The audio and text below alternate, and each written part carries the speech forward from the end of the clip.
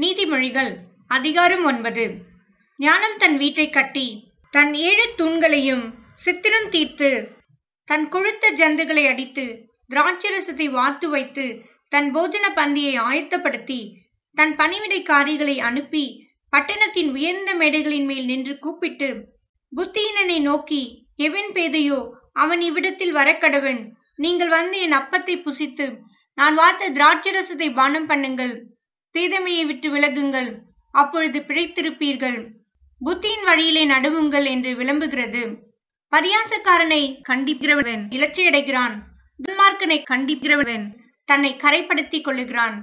பரியாசக்காரனை கடிந்து கொள்ளாதே, அவன் உன்னை பகைப்பான். ஞானமுள்ளவனை கடிந்து கொள், அவன் உன்னை நேசிப்பான்.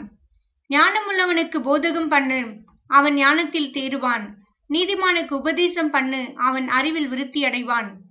கர்த்தருக்கு பயப்படுதலே ஞானத்தின் ஆரம்பம், பரிசுத்தரின் அறிவே அறிவு.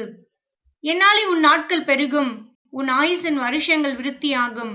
நீ ஞானியானால் உனக்கென்று ஞானியாவாய், நீ பரியாசக்காரனானால் நீயே அதன் பயனை அனுபவிப்பாய் என்று சொல்லுகிறது. மதியற்ற ஸ்திரீ வாயாடியும் ஒன்றும் அறியாத நிர்மூடமுமாயிருக்கிறாள். அவள் தன் வீட்டு வாசற்படியிலும் பட்டணத்தின் மேடைகளிலும் ஆசனம் போட்டு உட்கார்ந்து தங்கள் வழிகளை நோக்கி நேரே போகும் வழிப்போக்கரை பார்த்து, எவன் பேதையோ அவன் இவ்விடத்தில் வரக்கடவன் என்றும், மதியினனை நோக்கி திருட்டு தண்ணீர் தித்திக்கும், அந்தரங்கத்தில் புசி அப்பம் இன்பமாயிருக்கும் என்றும் சொல்லி கூப்பிடுகிறாள். ஆயினும் மரித்தவர்கள் அவ்விடத்தில் உண்டென்றும் அவளுடைய விருந்தாளிகள் நரக பாதாளங்களில் கிடக்கிறார்கள் என்றும் அவன் அறியான்.